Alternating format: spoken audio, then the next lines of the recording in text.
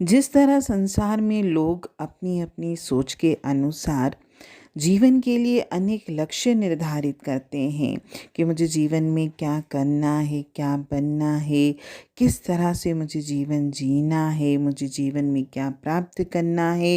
ये सारे लक्ष्य निर्धारित करते हैं और अपने जीवन को उसी तरह से ढालने का प्रयत्न करते हैं। यानी वैसी ही उनकी प्लानिंग होती है कि मुझे अपने जीवन में अगर ये लक्ष्य प्राप्त करना है तो मैं इस तरीके से प्लानिंग करूं और इस तरीके से अपने जीवन की दिशा को निर्धारित करूं। जैसे किसी को अगर डॉक्टर बनना होगा तो वो डॉक्टर बनने के लिए उस हिसाब से जो भी सब्जेक्ट्स होते हैं वो ही लेगा ताकि मेरा जो डॉक्टर बनने का लक्ष्य है वो पूरा हो सके। यानी वो अपने मनचाहे लक्ष्य को पूरा करने के लिए पूरी प्लानिंग करके आगे बढ़ते हैं। तो इसी तरह मनुष्य जन्म तभी सफल है यदि हमारा प्रभु के साथ मिलाप हो जाएगा। कभी ये विचार तो करें कि परमात्मा ने आत्मा को किस उद्देश्य की पूर्ति के लिए संसार में भेजा है और कौन सा कार्य किए बिना मनुष्य जन्म व्यर्थ है। यदि हम इस पर विचार करेंगे तो हमको उत्तर मिलेगा कि परमात्मा ने तो मुझे खुद को प्राप्त करने के लिए ही संसार में भेजा था और मेरा ये कार्य ही सबसे महत्वपूर्ण है, और अगर मैंने ये कार्य नहीं किया तो मेरा ये मनुष्य जन्म व्यर्थ निकल जाएगा। प्रभु को पल भर के लिए भी नहीं भुलाना चाहिए। उसे पल भर के लिए भी भूलना अपना मनुष्य जन्म व्यर्थ में गंवा देना है। अनमोल मनुष्य जन्म न जाने मुझे कितनी योनियों में भटकने के बाद मिला है, और अगर मैंने उसका जो उद्देश्य है उसको प्राप्त नहीं किया तो मेरा तो इस संसार में मनुष्य चोला धारण करके आना व्यर्थ ही जाएगा। वो भजन है ना, बहुत प्यारा भजन है। मनुष्य जन्म अनमोल रे, से मिट्टी में मत रोल रे। अब जो मिला है फिर न मिलेगा, कभी नहीं कभी नहीं कभी नहीं रे। अब जो मिला है फिर न मिलेगा, कभी नहीं कभी नहीं कभी नहीं रे। तू सत्संग में जाया कर, गीत प्रभु के गाया कर। तू सत्संग में जाया कर, गीत प्रभु के गाया कर। शाम सवेरे बैठ के बंदे प्रभु का ध्यान लगाया कर। शाम सवेरे बैठ के बंदे प्रभु का ध्यान लगाया कर। लगता नहीं कुछ मोल रे, प्रभु नाम अनमोल रे। अब जो मिला है फिर न मिलेगा, कभी नहीं कभी नहीं कभी नहीं रे। अब जो मिला है फिर न मिलेगा, कभी नहीं कभी नहीं कभी नहीं रे। मनुष्य जन्म अनमोल रे, से मिट्टी में मत घोल रे। अब जो मिला है फिर न मिलेगा, कभी नहीं कभी नहीं कभी नहीं रे।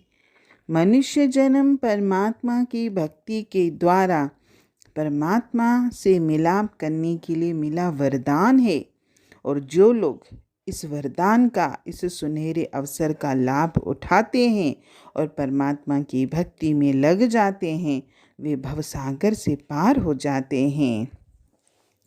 कबीर साहब कहते थे कि भजो गोविंद भूल मत जाओ, मानस जन्म का यही लाओ। यानी हमारे मनुष्य जन्म का यही लक्ष्य है और इसको हमको भूलना नहीं है।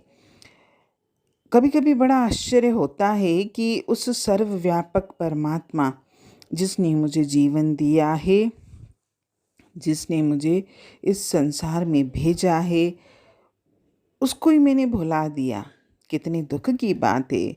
जो परमात्मा सारी सृष्टि का जीवन है, जो परमात्मा जीवात्मा का आधार है, उसी को भुला देना बड़ी दुर्भाग्य की बात है।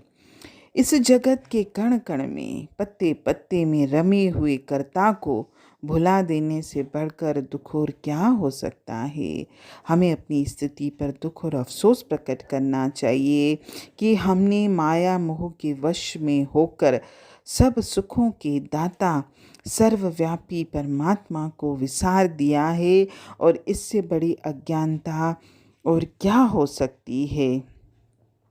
उस परमात्मा को भुलाकर हमारी जो हालत है उस पर बड़ा दुख होता है कि हमने अपने जीवन देने वाले को ही भुला दिया है, और ये जो नाशवान संसार के हमारे रिश्ते नाते हैं, हम उन्हीं में रमे हुए हैं, उन्हीं को पल पल याद करते हैं। संसार में तो हम ऐसे रमे हुए हैं कि अगर कोई हमको कुछ समय नहीं भी मिलता है ना, या उससे मुलाकात हमारी नहीं होती, तो हम कैसे उसको मतलब उससे मिलने के प्रयास करते हैं, और अगर हम मिलते भी हैं उनसे तो कैसे हमारे मुखों से निकलता है, अरे भाई हम तो आपको बहुत याद कर रहे थे, कितने दिनों से आपसे बात नहीं हुई, आपसे मुलाकात नहीं हुई।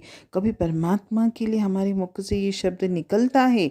अगर हम परमात्मा से जुड़े हुए भी हैं, किसी कारण से अगर हमारा कुछ छूट भी जाता है, हमको कभी दर्द नहीं होता, हमको कभी दुख नहीं होता। और संसार के किसी रिश्ते से अगर मैं कुछ समय के लिए दूर भी हो जाता हूँ तो हमारी आंखों में आंसू आ जाते हैं। कभी उस परमपिता परमात्मा के लिए हमने आंसू बहाए हैं? कभी नहीं बहाए हैं। कितनी अज्ञानता है, कितनी गलत बात है ये। परमात्मा का जिनका भी परमात्मा से मिलाप हो गया है, जिन्होंने भी परमपिता परमात्मा को अपना जीवन समर्पित किया है, वे बहुत खुशकिस्मत हैं। और हम सबको ये प्रार्थना भी करनी है कि हे परमात्मा, मेरे अंदर तेरे मिलाप की इच्छा जागृत हो, मेरे अंतर में तुझसे प्रेम की इच्छा हो, मेरे अंतर में तेरे लिए श्रद्धा और विश्वास हो।